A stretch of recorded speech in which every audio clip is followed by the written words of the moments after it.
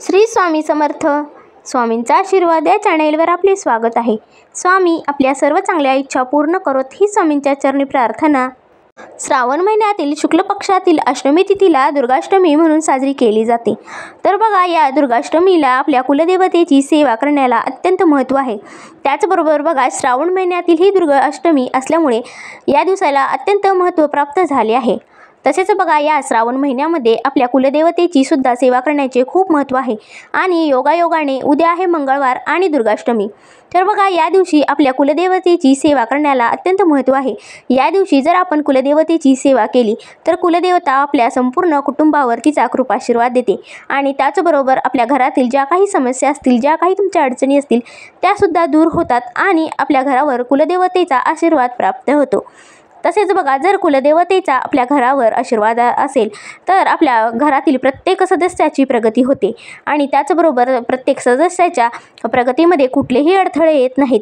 अशा प्रकारे आपण जर कुलदेवतेची सेवा करत राहिलो तर नक्कीच आपली कुलदेवता आपल्यावर प्रसन्न राहते आणि तिचा कृपाशीर्वाद देखील आपल्यावर राहतो. म्हणूनच बघा, उद्या श्रावण महिन्यातील आहे अष्टमी तिथी. तर या अष्टमी तिथीला दुर्गाष्टमी तिथी म्हणून ओळखली जाते. म्हणूनच या दुर्गाष्टमीच्या दिवशी आपल्याला आपल्या घरीच कुलदेवतेची अत्यंत प्रभावशाली सेवा आणि उपाय करायचे आहेत. तर बघा, त्या कोणत्या सेवा आणि उपाय आपल्याला करायचे आहेत हे आपण आजच्या व्हिडिओमध्ये पाहणार आहोत. तर व्हिडिओ नक्की शेवटपर्यंत पहा. तर बघा, मंगळवार हा आपल्या कुलदेवतेची सेवा करण्यासाठी अत्यंत महत्त्वाचा दिवस मानला जातो. आपण मंगळवारी आपल्या कुलदेवतेच्या सेवा करतच असतो. मात्र बघा, उद्या योगायोगाने दुर्गाष्टमी आली आहे. तर या दुर्गाष्टमीच्या दिवशी आपल्याला आपल्या घरातील कुलदेवतेचा टाक असेल, त्यांची मूर्ती असेल किंवा त्यांच्या फोटोवर सुद्धा आपल्याला सेवा करायची आहेत. तर बघा, आपली सकाळी लवकर उठून आपली देवपूजा करायची आहे आणि त्यानंतर आपली देवपूजा झाल्यानंतर जर तुमच्या घरामध्ये कुलदेवतेचा टाक असेल किंवा मूर्ती असेल तर त्यावर आपल्याला अभिषेक घालायचा आहे. आणि जर बघा, तुमच्याकडे जर फोटो किंवा टाक नसेल किंवा मूर्ती नसेल तर आपल्याला त्या फोटो पुसून स्वच्छ पुसून आसन मांडून आपल्याला देवीची प्रतिष्ठापना करायची आहे आणि आपल्याला पूजा करायची आहे.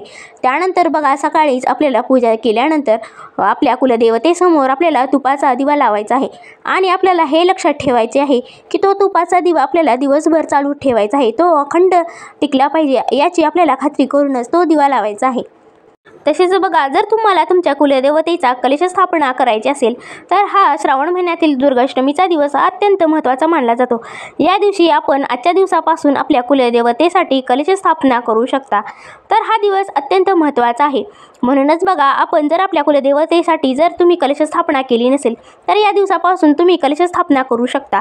दर मंगळवारी आपल्याला त्या कलशातील पाणी बदलायचे असते आणि त्यानंतर आपल्याला स्वच्छ पाणी भरून त्यावर नारळ ठेवून आपल्याला तो कलश स्थापन करायचा असतो. त्याचबरोबर बघा, दिवसभरामध्ये आपल्याला आपल्या कुलदेवतेच्या सेवा करायच्या आहेत. मात्र बघा, 12 ते 12:30 या दरम्यान आपल्याला या सेवा करायच्या नाहीत. दिवसभरात कुठल्याही दिवशी तुम्ही कुलदेवतेसाठी सेवा करायच्या आहेत. तर बघा, आपल्याला जर तुम्हाला सकाळी वेळ नाही मिळाला तर तुम्ही संध्याकाळी सुद्धा सेवा करू शकता किंवा दिवसभरात तुम्ही 12 ते 12:30ची वेळ काढून ती सेवा आपण करू शकता. तर बघा, कुलदेवतेला आपल्याला कुंकुमार्चन सेवा करायची आहे. कुलदेवतेची अत्यंत प्रभावशाली आणि उच्च कोटीची ही सेवा आहे. तर बघा, कुंकुमार्चन सेवा करत असताना आपल्याला कुलदेवतेचा टाक किंवा मूर्ती असेल तर त्या मूर्तीवर आपल्याला कुलदेवतेसाठी ही कुंकुमार्चन सेवा करायची असते.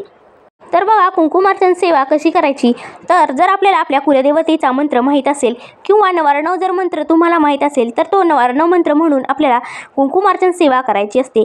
कुंकुमार्चन सेवा करत असताना आपल्याला वाटीमध्ये थोडेसे एकदम शुद्ध असे कुंकू घ्यायचे आहे आणि ते कुंकू आपल्या हाताने आपल्याला मूर्तीच्या डोक्यापासून ते खालीपर्यंत आपल्याला वाहत यायचे आहे. तर बघा, अशा प्रकारे आपल्याला कुंकुमार्चन सेवा करायची असते.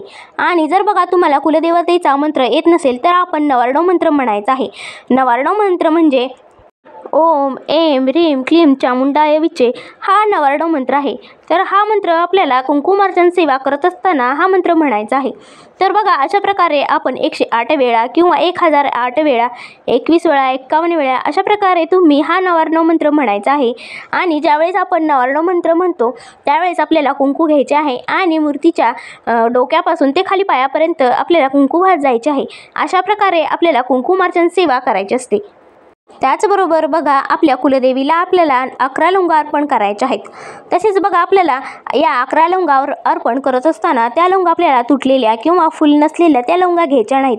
तर बघा, लवंगा अर्पण करत असताना आपल्याला 11 जोडी लवंगा घ्यायच्या आहेत आणि प्रत्येक वेळी वाहताना आपल्याला 2-2 लवंगा व्हायच्या आहेत। अशा प्रकारे आपल्याला 11 जोडी लवंगा व्हायच्या आहेत आणि प्रत्येक वेळीस एक जोड वाहत असताना आपल्याला आपल्या कुलदेवतेचा मंत्र किंवा नवरनव मंत्र उच्चारत आपल्याला 11 लवंगा अर्पण करायच्या आहेत। तर बघा, या सेवेने सुद्धा आपली कुलदेवी आपल्यावर प्रसन्न राहते आणि कुलदेवीचा आपल्यावर आशीर्वाद राहतो।